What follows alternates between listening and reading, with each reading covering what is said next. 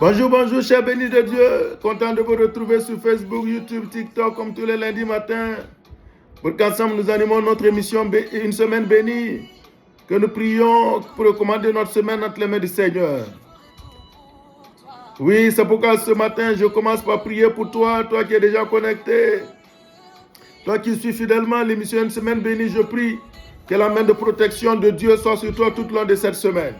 Oui, que Dieu te garde dans tous tes déplacements, dans tous tes mouvements, sur le chemin de ton lieu de travail, que la main du Seigneur soit sur toi. Sur le chemin de ton voyage, que la main du Seigneur soit sur toi. Que tout ce qui a été planifié, programmé comme accident, comme malheur, contre toi au cours de cette semaine, soit annulé, les pièges soient ôtés par la main de Dieu devant toi, afin que tu commences la semaine et que tu l'achèves dans la paix de Dieu, dans la joie au nom de Jésus. Tout combat qui est engagé dans le monde des ténèbres, tout combat qui est engagé par tes ennemis contre toi, je prie que l'Éternel, Dieu de victoire, l'Éternel des armées, soit de ton côté, combatte en ta faveur et te donne de triompher de toute adversité, te donne de triompher de tes ennemis, te donne de les renverser, de les vaincre et que tout ce qu'ils ont manigancé contre toi échoue lamentablement au nom de Jésus. Oui, tout ce qui est fait pour empêcher ta semaine d'être bénie, que cela n'ait point lieu, que cela soit détruit et que ta semaine soit réellement bénie, véritablement bénie au nom de Jésus. Nous sommes en train de parler d'amour. Durant tout le mois de février, nous parlons d'amour. Et je prie que l'amour de Dieu t'enveloppe, que l'amour de Dieu environne ta maison et tout ce que tu entreprends au nom de Jésus.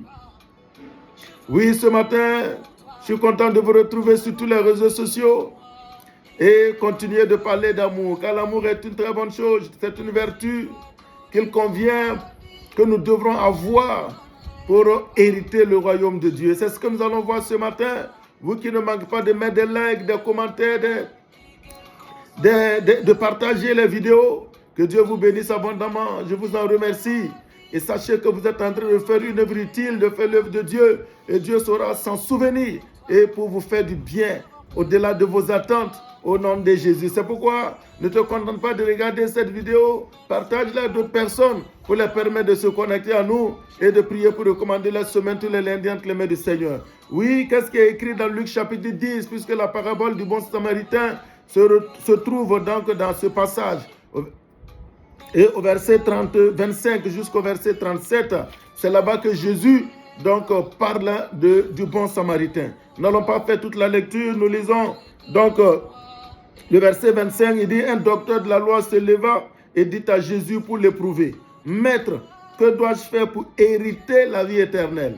Oui, donc il était préoccupé, ce docteur de la loi, il était préoccupé par la vie éternelle. Et c'est une chose très importante. Nous devons nous préoccuper de la vie éternelle. Pas seulement de la vie sur cette terre, car la vie sur cette terre est passagère, mais la vie après la mort, elle est éternelle. C'est pourquoi nous devons beaucoup plus nous préoccuper de notre sort, pas seulement sur cette terre, mais beaucoup plus de notre sort après la mort. C'est pourquoi je viens te parler de l'amour de Dieu. C'est pourquoi je viens te parler de l'amour manifesté pour l'humanité tout entière au travers de Christ, qui nous permet d'avoir une vie éternelle, apaisée, glorieuse, après cette vie éphémère que nous avons sur la terre. Et donc le docteur de la loi vient et demande à Jésus, qu'est-ce que je peux faire pour hériter la vie éternelle? Jésus lui répondit au verset 26, qu'est-il écrit dans la loi? Qui lis-tu?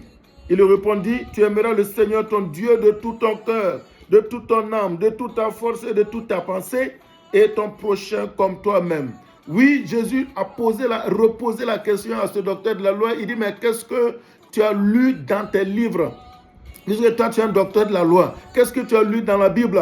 Qu'est-ce que tu as lu dans la Torah? Qu'est-ce que tu as lu dans le Coran? Qu'est-ce que tu as lu dans tes livres saints? Il dit, ce que j'ai lu, on m'a demandé d'aimer Dieu de tout mon cœur, de toute ma force, de toutes mes pensées, et d'aimer mon prochain comme moi-même. Et nous allons voir ce que Jésus va lui dire. Au verset 28, Jésus lui dit, tu as bien répondu. Fais cela et tu vivras. Ah, voilà le problème. Nous connaissons les Saintes Écritures.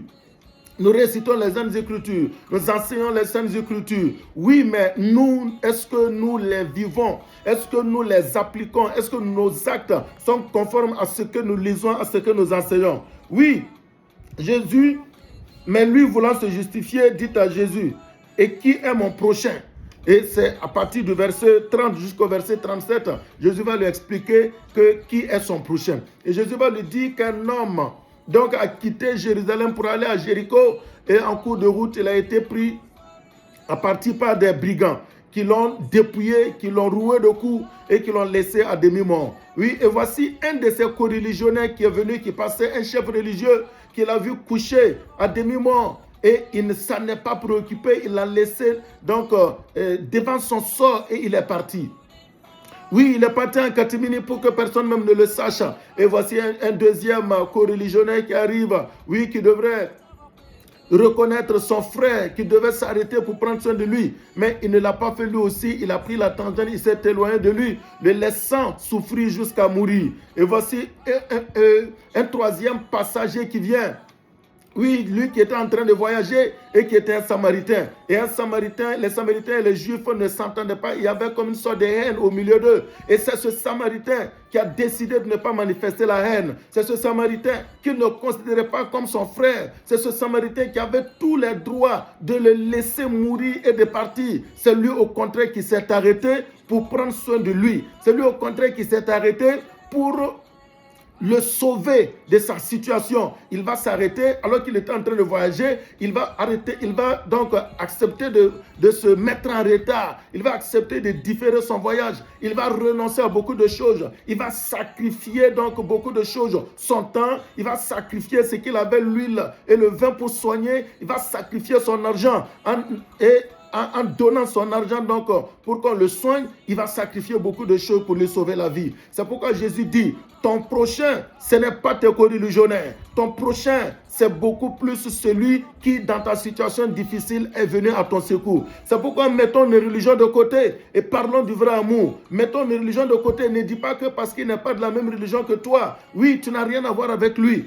Le Seigneur peut le placer sur ton chemin pour être ton prochain, pour te faire du bien. C'est pourquoi ce matin, le Seigneur nous parle de l'amour véritable, l'amour qui ne met pas de barrières entre nous. Oui, l'amour qui nous donne d'être proches les uns des autres. Que Dieu déverse cet amour dans le cœur de tous les bénis de Dieu. Que Dieu déverse cet amour dans le cœur de tous les Burkinabés. Que nous puissions être proches les uns des autres, sans regarder les barrières religieuses, sans regarder les barrières ethniques, sans regarder les barrières professionnelles, les barrières sociales, sans regarder quoi que ce soit que nous puissions mettre au milieu de nous pour nous éloigner les uns des autres. Oui, le Seigneur nous invite à nous approcher les uns des autres, à être ensemble, à nous aimer profondément au-delà de ce que nous pouvons avoir comme barrière. Que Dieu donne au Burkina Faso cet amour. Que Dieu donne à tous les pays des bénis de Dieu cet amour. Que Dieu déverse dans le cœur de tous les bénis de Dieu cet amour véritable. Au nom de Jésus. Amen.